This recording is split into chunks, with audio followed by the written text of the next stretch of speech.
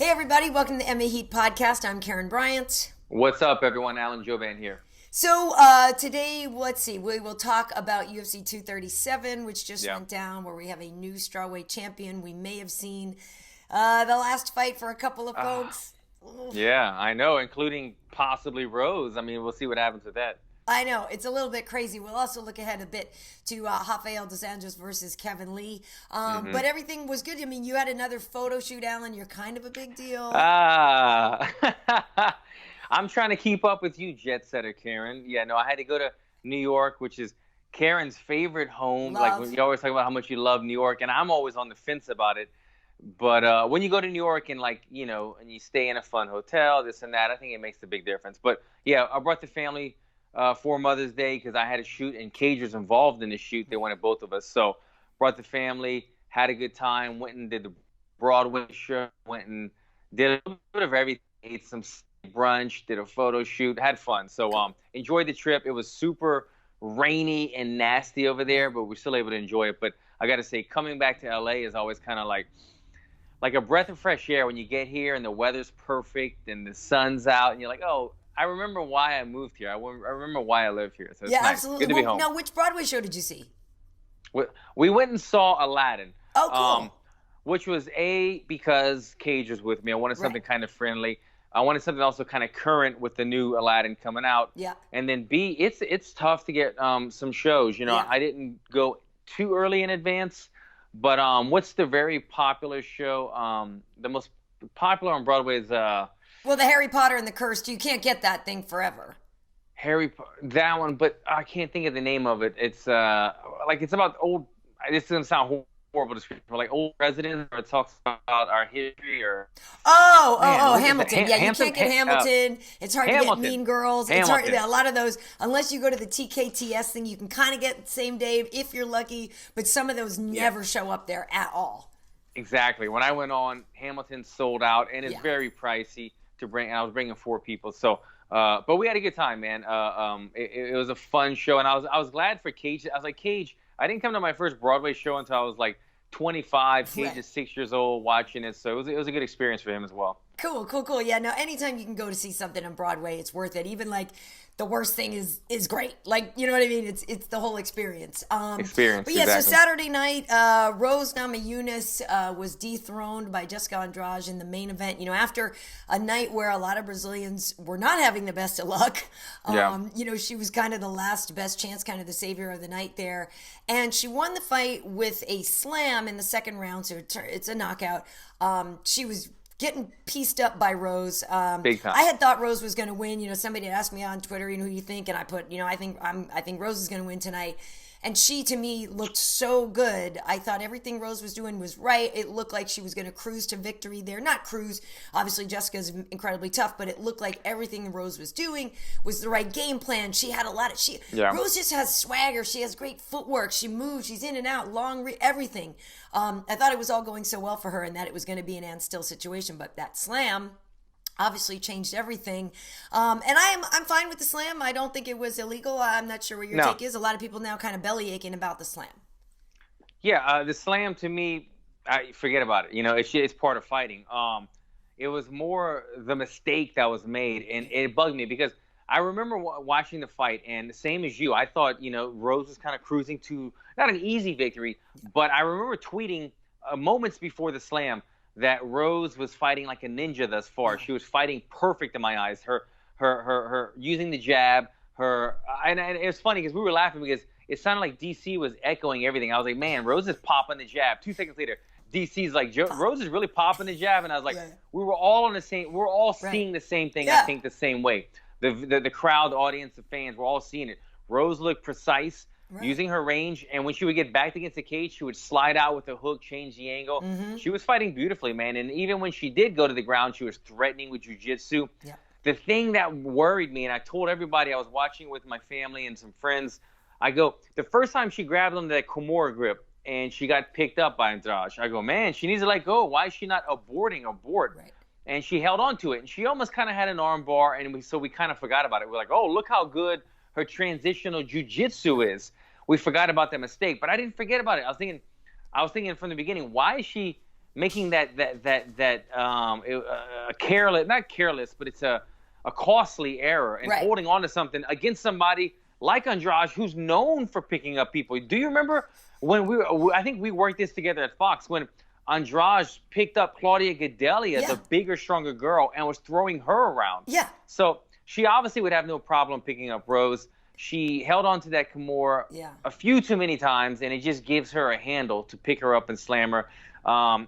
Congratulations to Jessica Andrade, and as you said, the Brazilian fans definitely needed it. Yeah. But it doesn't really sit right with me that, in my mind, and this is not a knock at Jessica Andrade, but this is just my analytical, my analysis on the fight. Rose was clearly the better fighter, and she made a simple mistake, and Jessica was able to capitalize on it. Yeah, well, I mean, her name is Pile Driver, Bate Estaca, for a reason, right? I mean, like, duh. Like, if there's not a clue that you're probably going to get slammed, you don't want to be in that position. Yeah, exactly. But I agree with you. You know, it's one of those things, though, right? Because Rose has won a lot of fights via submission, and a lot of us were saying we expected a submission victory in this fight, right? I didn't say necessarily. I thought maybe a rear naked choke or something. Didn't know what kind, but I'm not surprised by Rose's efforts. You know what I mean in the submission department. But like you said, you know, she could have let go, could have saved herself. I mean, believe me, the slam looked terrible, and I hated seeing it, and I was very nervous and worried for Rose and for her neck and for her health and for everything. It horrible. But that said, you know, it's a legal move. I don't think that should be taken away, and you have the option, like you said, to let go and break your fall. So, you know, it kind of falls on both people there, right? So, and just to clarify, I know you probably know this, but just to clarify for our fans, from my knowledge, the rule meetings, that if you picked up and you are not able to break your fall to release, somebody's holding you, like they have your back and your arms are like tied in, you cannot then spike somebody on the head, because then I have no way of defending myself. But if I pick you up and your arms are flaring around, or you have a Kimura grip or something like that, you have the choice. You have the option of holding on to the grip and getting slammed, or aborting and breaking your fall. Then it is legal, as you said. She had that option. She chose to stick with the Kimura grip, thinking she might break the fall lightly and then be able to transition into jiu-jitsu. But as you said, when you're facing somebody that powerful with that type of nickname, and you had just dodged a bullet in the first round, she was able to just kind of get her body and enough wiggle room to kind of land safely the first time. You know, she was able to wrap her body around. But that's scary, man. And when you get dropped on your head, on your neck, somebody who's neck surgery, every time I see somebody getting dropped on the head, I cringe. I was really worried for her. It's still a dangerous move, but thank God she was a 115er and not a 200-pound man getting dropped on his neck where it might have broke his neck or something. She was able to kind of take the fall. But, I just don't want to see anybody get hurt. And obviously, mentally, it kind of shook her up afterwards as well, right? Yeah. A couple things that you said I want to bring back too, though. You know, obviously, Jessica is a champion, right? She won with a knockout. But it feels like kind of like what you were saying before, where she knows she was losing, though, right? So she knows she was losing to Rose. So I guess it is one of those things where you won and you are the champion, but at the same time, you kind of know you were getting beaten, right? So it's tricky, and it is tricky too for Rose there, right? Because a lot of people are saying, oh, you should just have a rematch. Afterwards, she said it was a huge pressure off her shoulders. She's not even sure she's going to do it again. And so it's a really interesting thing to me that Rose could, you know, if they did have a rematch, maybe Rose would win again. Maybe she wouldn't. And that isn't to take anything away from Jessica, who is a terrific fighter. But I know, I feel like I know what you're saying, how there might be just this little thing in the back of your head that was like, yeah, I won and I knocked her out, but like, thank God, because I was losing. Like, it's hard. Andrade seems like she didn't really have any options in the fight. She wasn't able to get the takedown. She wasn't able to land the punches. She was starting to accumulate and eat more and more shots. Didn't she had a cut in the first round? She was getting pieced up, yeah. So that early in a 5-round fight to be cut up, and a matter of fact, it was in a horrible spot, I believe. I think it was over her eyelid right here, in a bad position, a bad area rather. it was not going her way. She found the one way to make this fight turn in her favor, and she capitalized on it. But yeah, I think in Rose's circumstances, I think it was too early. She was speaking, as they say. Joe Rogan doesn't like to speak to people after they've been knocked out. Right. This was kind of the same situation where she was emotionally doing her interview after. She was emotional after such a long layoff, and we know that she's had kind of a troublesome past ever since the Conor incident. So we know that there's things playing tricks in her head, or things that are worrying her in her head. And when you get knocked out like this, when your dreams are crushed, and when it was a dangerous, in such a dangerous manner, when people are probably saying, "Man, we need to go get something checked out, making sure you're okay," she's probably thinking, "You know what? This has been so much mentally, so draining that I don't want this on my body anymore." Right. That's what's going through her head. I think it's just a little bit too soon. Once she sits back, sees how her body feels, make sure she's not injured, and has some time to breathe and let it air out, I could see her coming back. I don't want to see her walk away this soon. It's her decision, obviously. But knowing, as you said, she was winning the fight very clearly in all of our eyes, she's got to feel very comfortable and confident going back if she was going to take a rematch and say, look, let me not do this one mistake again. If she gets me in a position like that, let go, break the fall, scramble back up to my feet. Yeah, I would love to see her fight again. I think Rose is a wonderful girl and obviously a very talented fighter. But she does have other stuff she says she wants to do with her life, and she's lucky she's still just young. She's already been in the UFC like 5 years, but she's still just in her 20s. So I love that the world is still her oyster, you know what I mean? That there's still so much for her to do. Now, that said, I'm curious what your take is if you saw Joanna's tweet about where Joanna tweeted about how she was like kicking Andrade or something, and like basically was like, "Yeah, you're the champ now." I forget the timing of it, but I remember I kicked your ass. And it was an interesting thing. Like, it was, on the one hand, if you're a Joanna fan, you think right on, she's putting her name back in the title fight.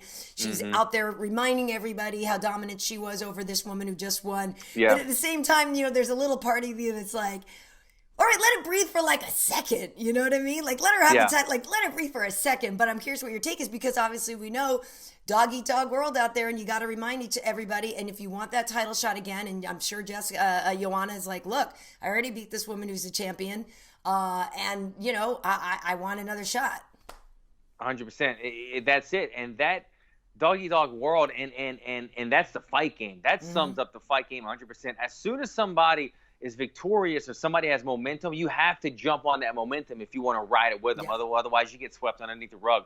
Joanna had a couple bad fights. She was kind of laying a little bit low in her trash talking and stuff. Because of that, she was a little bit humbled. She reels off victories. Now she's in a win column. And lo and behold, the one girl that beats her in Rose gets knocked out and is talking about possibly retiring. And the one, lo and behold, the champion now is somebody that you have already decisively picked apart numerous times. If I'm not, did she beat Jessica once or twice? I'm trying to remember if they fought early on, and then it was a rematch. It might have been, but maybe not, because Jessica was a 35er. But at least one time that she has picked her apart. So I'm not mad at Joanna, because we all love her, and we know that that's kind of her personality, right? She's up in your face. She's feisty. She's feisty, and especially when she smells that championship gold, she gets even feistier, and we're seeing that come out again. But it was a smart move. We're seeing that a lot in this modern day fight game, that people are making little comments because they know the tweet's going to get reposted. It's going to have us talking about it all right now. And if Rose decides, you know what, I'm not sure what my future holds, I do want to take a little bit of time off, then steps in Joanna, and we have another fight again. Well, also, here's the thing. We have the Tatiana Suarez-Nina Ansaroff fight coming up, which really seems to me more of a contender fight. I feel like the winner of that fight should be next. But obviously, we just really don't know. But those two women right now are on major winning streaks and doing very well. So Tatiana's a beat. She's going to be a handful for a lot of girls for sure. Yeah. But hopefully, Rose doesn't retire. But congratulations to Jessica. I actually did, there's a Brazilian documentary I did with Globo, and they talk about, it's basically Born to Fight if you look at it on YouTube. And it is really cool. So Jessica is one of the women that we talked about in this, and you hear her whole story, and she's such a cool girl. So I want to make sure it's not like I don't come off of saying that she didn't win and she didn't deserve it, because she totally did. It's the fight game, like you said. She's a fantastic fighter and just a really, really cool girl. But it does, that winning like that, it just leaves some questions in your head. Yeah, and I want to second what you're saying. I'm a big fan of Jessica Andrade. I've loved what she does. I love her aggressive style, and she looks like my little sister. So I know, of course totally. I'm gonna back her. But I just think when you look at the fight, in agreement with you, the bigger picture, the storyline was more about the crucial mistake that Rose made and how well she was performing up until then. So again, congratulations to Jessica. We're not taking anything away from it. It was just that's what we saw from watching it. Absolutely. Now they did get fight of the night. The two ladies did, good for them. So before double bonus, right? She got a double bonus. Yeah, she got a performance bonus too, I believe. Yeah, and Warley Alves got one as well. Yes, he looked great. Question for you though. It was hard watching Anderson fight Jared Cannonier. Yeah. This happens before, like when people are injured in a fight and they can't continue, sometimes the people who win don't get the respect that they need or, feel that they deserve. So, Jared Cannonier is probably going to, a lot of people are going to be like, yeah, but you didn't really beat him. People, the same thing they said to Weidman or whatever. Weidman. You know what I mean? Yeah. But it was sad to me to see Anderson go out on an injury like that. Like as soon as it happened and he fell, you're like, oh no, I was there when his leg was broken. It was a horrible, horrible thing to see. And so regardless of where Anderson's win-losses are at this point in his career, I got a lot of affection for him as a fighter and, having gone through so much, and I just hated to see him go out like that. And then he posted about not feeling sorry for yourself, something on, social media, and it's hard to read whether or not he means like he's done or not. But that was hard for me to see. And I guess I don't know if I need to see Anderson fight more, because I feel like if it ends badly, it's always just going to be too upsetting. I definitely don't want to see any more. I don't want to sound bandwagony, but I was an uber fan of young Anderson Silva. Yeah. And I'm not as big of a supporter as an older. And they say, you need to be ride or die or whatever. Right. But it's not like that for me, because I loved him when he was competitive and when he was the best. And the more that he fights, the more, I don't want to say it diminishes his legacy, but it does. We don't look at him the same way. Right. Whereas if he would have retired still somewhat on top, I get it. You lose a few, but then you retire. We still would have talked about him with that pizzazz, that zing. Oh, man, Anderson, fire. But now the more recent memories are starting to flood our memory with all these losses in a row, and it's hard to get that out of our memory now when we bring him up, because now he's got almost as many losses as wins inside the other guy when he was on a 13-fight win streak or something. So I would like to see him retire. It just sucks that this could be it. You want to see Anderson have a rocky moment or a win, or against, and nothing against Jared Cannonier, but an old rivalry or a name or something that makes sense. This fight kind of didn't make sense in terms of Cannonier being he's a beast. I'm a fan of Jared Cannonier. A young lion, up-and-coming guy fighting the old vet in Brazil. Not a good matchup in my mind, because the guys that Anderson doesn't always do well against is kind of like a Chris Weidman guy. Tuck your chin and throw some bombs, walk forward. Don't worry about the swagger that Anderson has. And Jared Cannonier could have been that guy. Right. He didn't quite do as well as I thought he would do against Anderson. Right. But he was doing well enough. But the injury happened. Anderson is always a guy that shows his emotion when he's hurt. I mean, remember that you said you were there when he broke his leg, those yells, even on TV, they were giving me chills. And even with this knee injury on Saturday night, we could see the amount of pain and hurt that Anderson was in, and it hurt me. We don't know. I don't think they've discussed what the actual injury to the knee was yet. Have you heard anything? No, just that he was saying he was injured during camp, that he was having some trouble with that knee during camp, so already going in. Then if you look at where he was kicked, he was on the side, so what is that, is that ACL on the side, or is that? Well, I'm thinking if he was already, I'm optimistically thinking if he was already having trouble, I'm thinking it's probably meniscus, because that's usually the thing that we could still train with, and he got kicked in it and probably tore it. I'm hoping it wasn't something as severe as an ACL. But with that said, ACL, you're pretty much looking at a year. At his age, that means he is done. And he should not come back trying to recuperate an ACL injury and lose another year of time and be that much older, and that change from an ACL, because I've had the ACL. It does change you. It does change the way you do things. I've had the meniscus as well. Yep. The meniscus is a lot shorter of an injury, if these are I'm just speculating. Right. Much shorter timeline, but still, I think most people are going to be in agreement. And I think, you know what, Karyn?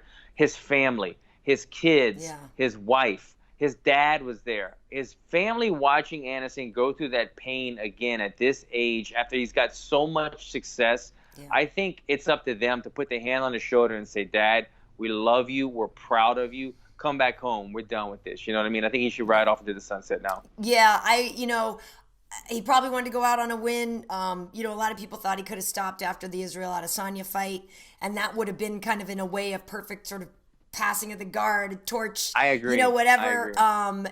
That could have been really cool, but it didn't work out that way. So, I don't know. It's hard. And it was a competitive fight. That was a competitive fight. It was a fun fight. It wasn't, it didn't make Anderson look bad, where some of these other fights doesn't make him look that great. Right. Yeah. I mean, it's hard. It's hard to keep getting invested in it. And I understand, that whole line, you don't want to tell somebody when it's time to stop. But at the same time, what kind of matchmaking are they going to give him? Because you can't just, if you want to say, okay, let the legend go out on a win, well, if you match him up with somebody that's not even a commensurate athlete or whatever, then everybody knows what you're doing, and it's weird, right? So guys like him, guys like Jose, they're only ever going to get good fighters. They can't go out on a can, So what do you do? It's hard. Yeah, and I think it needs to be his family to kind of help him take that road. But I think one step at a time. I think let's see what the injury is. I got to say, honestly, regardless of the injury, even if they say nothing's torn, it's just, a tweak, stay off of it for 6 weeks. Right. I think his family should still step in and help him make that decision, encourage him, because the family does play a part. When you go home or their energy isn't with you all the time, and it hurts them to see you leave and do stuff, it changes your psyche, your rhythm as well. Right, absolutely. Is there something weird? I feel like there's something weird in the corner of my screen, and I can't figure it out. I'm not seeing it. All right, maybe. I think it's just the back of your wall, and I thought it was on my. Anyway, focus, KB. All right. So anyway, his family, here's the thing, though. The thing that's tough in a situation like an Anderson Silva and probably like a Jose and some of these guys, they also make a great living when they fight, right? So that's going to be hard, too. I mean, Anderson, I feel like, has other things he could do, so he could make some money, too. And we know Jose Aldo has his famous burgers in Brazil. He's got a few different shops there. And the thing with the Jose fight, which was, I think, a little harder for me, was it was competitive, right? Like I said afterwards, that's not the fight I expected. And I wasn't mad at Volkanovski for winning. Totally thought that could have happened. He's so good. But I just thought I wanted more kind of fiery exchanges between them, right? Like, they're both so good. I thought there was going to be more. And then Jose said afterwards, he's like, I've never fought that poorly in my life. He said it's like the worst he's ever fought. So that's really hard. You got to figure at the point in their careers when there's nothing left to prove. And you wonder, I know you guys all have this, like one day you have a perfect camp or whatever, and you go there on fight night and it's just not firing for you. It's what happened to Woodley against Usman. It happens all the time. But so I feel like it'd be hard to get over that, right? If you know that that night you just couldn't perform. But what if the overriding story is you're not going to be able to perform anymore because your best days are behind you? And that sucks because, again, even if Jose fights again, he's not going to get an easy fight. Yeah. No, I know what you're saying. You're actually hitting the nail right on the head. I know that my performances in the octagon are limited. I'm 37 years old. Injury after injury after injury. I could talk injuries with the best of them. So I know my days are limited. And the performance I had the last one, even though my opponent kind of led the dance in terms of making it a boring fight, I know that maybe the younger Fire Allen might have done something more crazy, but I stayed a little reserved. And so I thought the same thing. I was like, man, am I just a more reserved fighter now? Is it just because my opponent was kind of a boring guy? I don't know. And it makes you question yourself. And I bet Jose is is questioning himself as well. Like, do I still have it? Why wasn't I firing the leg kicks? Why wasn't I throwing the switch knees, the quick, fast Jose that was there, especially with the Brazilian crowd there? Nothing should have hyped them up more than in that night in that arena. And we didn't see him show up as we normally would. So it is something he's going to have to go back and speak to his family, and most importantly, probably his coaches, because Aldo and Anderson are different stories, and I think you would agree. Sure. They're both at the end of their career, but very much different in terms of how their performances are looking. Jose is still one of those top 2 or 3 guys up there, where Anderson is not anymore. Jose is just maybe not quite as fast as he used to be, or maybe he doesn't have that same fire inside, but he still can perform at the highest level. But it's a question of, does he still want to, if it's not going to concern him having gold around his waist? Yeah, it's tough because, he beat Jeremy Stephens. And Jeremy had been on a tear. So, like, if you beat Jeremy Stephens, you do. You're like, I still got it. Like, because a lot of people get wrecked by that dude. So, it's hard, for Jose, whether or not he'll do. I mean, I'm sure he would rather go out on a better performance. So maybe he would go one more time against somebody where, win or lose, he at least felt like he put it all out there. And maybe, who knows what was running through his head? Yeah, is it the last time? Is it the not? I don't, who knows what was running through his head? It's hard because I'm the hugest Jose fan. So, like, there's a big part of me selfishly that never wants him to stop. But at the same time, every time I watch him fight now, I'm like, oh, my God. Like, it's so stressful, It's so stressful. But Volkanovski, man, this dude is on his way. Like, we've said that before in his other fights, and he just keeps coming up more and more and more and more. Yeah. And making sure that people know his names. And while I have seen sort of more exciting performances out of him, for him to beat Jose, that's awesome. It proves a lot. Big feather in this cat. And I think he even said it after the fight. Look, a win over Jose, a win after the streak that he's on. This warrants him the shot. He is that guy in line. He has proven it to us. And not to keep changing subject, but as you said with Jose, when he fights, he has this ability, and I think I brought this up on the show before, but I feel the same way that you do. He has this ability to feel like, and I'm not trying to plug my show, but he feels unguarded. Like some fighters have this front or this blockage, or they try to play tough. And Jose comes off very sincere and very unguarded. And maybe it's just the look in his eye. Maybe it's what he's done. Maybe it's just the way he looks. But you feel very connected with him emotionally and spiritually when he talks, when he shares his emotion. And that's a big draw that he has that makes you such a fan and me such a fan and so many people around the world. And as you said, if it is time for him to retire, then God bless him, and maybe it is time. But I'm going to miss that. I'm going to miss having just like sincere guys that I really, really appreciate the emotional value, the physical value that they bring inside the octagon. They're not the new school talk crap Conor McGregor guys. And you got to have a little bit of everything, but I appreciate the old school guys, the unguarded guys like Jose that share it all with the world. Yeah, I couldn't agree more. And to your point, like, I've seen him crying his eyes out when I was in Brazil, and Leo Santos, won the Ultimate Fighter. They're very close. Leo really looked after Jose when he couldn't afford to live, gave him money to live and all this stuff. So they're very close to each other. So I remember being in Brazil and Leo won, and Jose's crying his eyes out because his friend just won. And I was like, men don't cry like that in America. You know what I mean? It just doesn't happen. Same thing. I'm in Brazil when Big Nog's arm was broken again, back by Verdun, right? And or Amir rather, right. Yeah, the second time, second. So, and Anderson's back there, like, freaking out because Nogueira was hurt, and that's his idol. You know what I mean? And then and I was like, wow, it's just intense. I totally agree with you. Like, those are different. It's a different breed, and there's a part of me, that like doesn't want to see those guys go, and that it makes me sad. Now, I will say this, and because I know everybody is, and we're not on the pylon game. Even though BJ looked better than he has recently, I also can't get invested in that anymore. It's too upsetting. I 100% agree, and I agree. He not only do I not want to see him fight, but he did look better. Yep. But I gotta say, Clay Guida is no easy matchup. But Clay Guida would be the perfect opponent for you if you're BJ, in terms of a guy that doesn't have long arms, that's going to sit in the pocket and trade with you and play the game. They played the same game. They were like, all right, I'm in the pocket, I'm out the pocket, I'm going to throw a hook cross and a cross hook, and we're both going to do the same thing. We're both going to punch each other in the face. We might shoot a little takedown there. He can't compete with the young guys, the guys that are kickers from far away, that are just way too fast. Clay Guida was BJ's best chance of getting in there and having a real barn burner, fight of the night, even type of fight.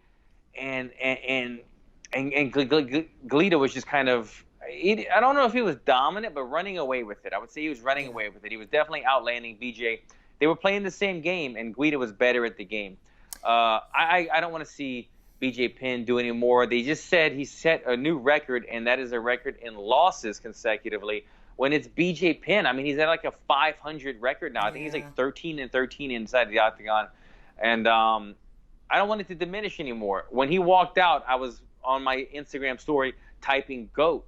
And when the fight was over, I said, let that GOAT reminder still be there in my mind, BJ. We love you in life however you see fit. But don't make people start seeing you in a different light, and it's starting to get there. Yeah, it's so hard because, you know, if someone was a newer fan, right, and they were looking at him now, they wouldn't understand everything, like who he is. And you go back to licking the blood and all this stuff, like that guy, that's what's imprinted in our brains, right? So there's still a lot of that, like, but BJ's the man. And it's just so hard because, again, he's not going to get an easy fight. I agree with you. Clay Guida was a great matchup for him, age-wise, skill set-wise, like that's smart. And he couldn't get it done. And maybe, you know, I know on the commentary, DC, John, the guys were saying that, you know, it just really seemed that more that the endurance, the cardio was the issue there. But I don't know. I mean, I don't want to go home and being like, yeah, BJ didn't look half bad tonight. Like, that's not what we want, right? Right.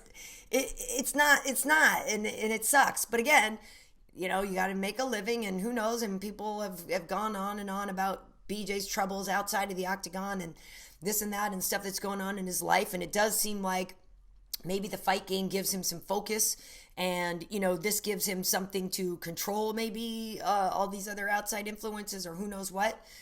But I think it's time. Yeah. You know, when BJ fights, he has a kind of a certain look in his eye, right? When he walks out to that emotional music and everything. But he always had that kind of scared look, but it was like a scared crazy. Yeah. Like a cornered, a wounded animal with his back against the wall. It was scared, but he was a little bit crazy. Right. And now I don't see the crazy. I just see a guy who's in there, and I see a little bit of scared and unsure when he's in there. And I don't like to see somebody unsure like that step inside of the octagon when he's not performing well enough to defend himself anymore. Yeah, it's just too dangerous of a place to be if you aren't 100% there. But yeah, so, you know, it was a mixed bag. You know, there were some interesting moments the other night, but I feel like a lot of it was just kind of sad. Yeah, it was a weird night. I mean, Brazil, it was not going well for Brazil. Thankfully for Jessica Andrade, for the Brazilian crowd. And it was a night, like you said, where I was like, am I going to watch 1, 2, possibly 3 legends hang it up tonight? Right. Who knows what's going to happen? And I didn't get to see all the fights. I think you said you might have seen a little bit of the Worley card. So did I. I was at a bar watch. I was at a bar watching that one. And I got to say, I thought Worley looked really great. His thing, Worley Alves, we fought back in the day, just to remind you guys. And his whole thing was he would either come on strong and be the hammer, and if he didn't put guys away, he would become the nail, because he was such a bully type fighter that he would gas out, or he just emotionally he couldn't take it. I thought he looked very calculated, measured. He maintained his endurance throughout, and I like that he mixed in the leg kicks. He looked very strong. Congratulations to him on the bonus and the win. Yeah, and, you know, speaking of other people that might stop fighting, we don't know how many more times Thiago Alves is going to fight. That's true. How did that fight? He lost that fight as well, right? Thiago. Yeah. So that's another. Yeah, he's been on a bit of a. Yeah. I don't remember. I could be wrong, but I don't think he's won a fight in a minute. I think he won one a couple fights ago. Did he win one recently? I think so, but it's been, it's tough. It's tough. Yeah. Again, sorry, I can't can't remember exactly. Because I'm already looking ahead to the next one. This weekend I'll be heading out to Rochester. Main event, Rafael dos Anjos versus Kevin Lee. Yeah. And, based on the way that, Colby was victorious against Rafael, you feel like Kevin should take Rafael down. It's going to be the clear path to victory. I know for Rafael in that fight, his ear was a big thing and had been injured before. And he literally told me after, he's like, I was more concerned with my ear coming off. It wasn't even about the wrestling. It wasn't even about whatever. But both of these guys definitely need the victory. And I actually think this is going to be a tough fight for both of them. I agree.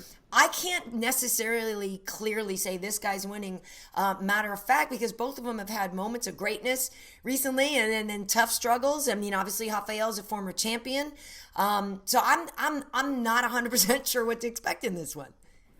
I'm not either. This is. I feel like when we get Rafael dos Anjos, RDA. Yeah. We know what we're getting. We're always going to get a tough grinder type of guy, good everywhere. He could take a punch. He's going to pressure. He's going to throw strikes. He could wrestle. He could do it all. I feel like we always get a pretty much the same guy. But it's Kevin Lee, on the other hand, who we're not really sure that we get. Sometimes we get glimpses of perfection with him. He takes guys down. He looks super quick. He looks like an All-American best wrestler in the UFC when he takes guys down. He'll double leg them. He'll take their back. He looks like a Brazilian Jiu-Jitsu black belt. He'll throw some strikes and hide some beautiful head kicks there. And I'm like, this guy's a dangerous striker. And I don't know which is his bread and butter because he looks so good. But then sometimes we see Kevin when he doesn't get that quick finish, or when he gets to his go-to move and it fails, and we see him feel like people start to pick him apart, or not pick him apart, they start to figure him out. And I think when Kevin feels like another fighter has figured him out, he starts to kind of backtrack, and he starts to kind of not show those glimpses of beautiful fighting that he has in other fights. So it's more, to me, this is going to be a close fight, but I think what kind of Kevin Lee do we see? Do we see the great guy with the glimpses of beautiful fighting, or the guy that kind of takes a step back? And as I say that, it makes me think, well, RDA is not an easy guy to take out. And so if Kevin Lee is not able to take him out or dominate him early in this fight, we could see a tough night for Kevin Lee. But I think it's going to be a very, very even battle going into this. I think so, too. And, the fight with Al Iaquinta was a good one. I definitely thought Al had won that fight, So Kevin maybe in that one learned that, he's got to do a little bit more. I think on that one, he afterwards was like, can't believe I didn't win. And whether that's acting or whether he really, really believed he did enough to win there. Yeah. But I feel like that fight is a kind of a good example of the level to which you have to just keep pushing all the way to late rounds. Because Al, in the third round of that, or I guess it was the fifth round of that fight, was still much more active. You know what I mean? And I think Kevin needs to find a way to stay strong and push through consistently the whole time. It didn't always happen that way. Yeah, I agree. But yeah, Rafael, though, is definitely tough. The co-main event, Vicente Luque versus Neil Magny. Luque's been killing people lately. He's got knockouts. He's got jiu-jitsu. Yeah. Magny is one of the guys that went on one of the longest win streaks in welterweight division, like 7 or 9, I forget long of them. Then dropped to fight, but he's always tough. He's always game. He's difficult to get rid of. But right now, my money's on Luque. I think in this one, just because he feels like he has more momentum and he's got power, he just seems to be putting things together really well. Yeah, he's a sniper, man. He's a really good striker. Like, as you said, he's also got really good jiu-jitsu. He's a really, I'm a fan, we fight one day. Anytime it's a guy's in my division, it's weird. But I know when I have respect for guys. I tell you from day one that I saw Usman, I said, this guy's special. And I said, you know what? I like him. I like the way he carries himself. I like the way he fights. It's something different about him. And sure enough, he was special. And I see some great things in Luque as well. Really tough guy. I tell you what, though, that last battle that he was in against, what is that guy's name that he was in that battle with? The tough white guy. But that might have taken some years or fight years off of Vicente's life. That was a war. He finally got the finish at the end. Brian Barberena. Brian Barberena went to war. And those guys ate so many hard shots that that was one that Vicente definitely needed some rest, some healing time after. But, Neil Magny, always a gamer, always fighting tough guys, always in the top 15. You can never count him out. But I think I agree with you. I think my money would be on Vicente in this one. I feel like he would be able to finish Neil Magny in this fight just because he is a finisher type of guy. Yeah. Well, it'll be interesting to see. So I'll be heading out there Thursday. Yeah, Thursday. No, nice. Yeah, so that's what's up on that. Otherwise, yeah, I'm trying to think if there was anything crazy to report, but that's just, just like chugging along. Yeah. The UFC fights, I didn't get to watch any Bellator. I just saw the highlights. Oh, I only just saw that finish. That MVP finish was crazy. The MVP thing, for him to be his first loss and get knocked out like that was pretty amazing. And then who thought that Pitbull would go and knock out, who was it that he knocked out? I can't think of it. I'm blanking on his name. Chandler? Who was it? Michael Chandler. Right. Thank you very much. Yes, that knockout as well. Two big. I mean, Bellator must have had a good night. I didn't watch the fights, but those are two big finishes, and that must have been their main and co-main as well. So, a good night for them. Yeah, it's interesting with the MVP thing, right? Because people are always like, when is he going to have a real fight? And everybody, was talking about him not getting challenged enough or whatever. And he's out there wilding and doing his thing. And then, I mean, yeah. I don't know, that one clip that they put out where you can see that other lower angle of him like getting swept and then, what a finish. But what a thing. I mean, like, you got to get serious. You can't be in there clowning all the time. But by the same token, if that's how somebody fights and that's their fight style that they're used to and it works for them, they shouldn't necessarily change it. It just happened that was the guy that caught him. But I keep watching that over and over. That was crazy. Crazy finish. And Lima's a beast, though, man. Lima's a guy. Yeah. When I fought in Brazil, his brother, who's in the UFC, fought on the same card, and they're not twins, but they look pretty. Right, they're very similar, pretty similar. But the difference was the younger brother, or whichever Lima's in the UFC, was getting ready for weight cut. Diego's in the UFC, yeah. So he was closer to 180 at the time. Yeah. His brother must have been 220 pounds. The Bellator Lima. He's huge. He's one of the biggest welterweights I have ever seen. Right. So he's a handful, man. You get in there in the cage with him. He's a guy that's probably walking closer to 195, 200 pounds when you get in there. Mm-hmm. And it proved that he could sit there, guard up with a high guard, try to deflect some of the MVP's punches and land that big shot. And when he hits guys, man, he puts them away, as it showed that night. Yeah, that was interesting. All right, cool. So on social media, I'm Karyn Bryant across the most boards. On Instagram, I'm KB Heat, though. Obviously, you can follow MMA Heat and all that. And if you're watching this on YouTube, hit that subscribe button. Where can they find you, Alan? At Alan Jouban across all boards that I'm aware of, unless there's some fake accounts. They got a couple fakes out there. I'm gonna have to get you guys, but I'll let you represent for now. And then follow me on YouTube, Alan Jouban's YouTube channel. I know I haven't done it Unguarded in a minute. I've been Atlanta, I've been Budapest, and I've been New York in the last 4 weeks. So when I get some downtime, I'm going to get them rocking and rolling again. But give us both a follow, please. All right, folks. Thanks for tuning in. And these are also available as an audio download at MMA.audio. We'll see you later. Thanks.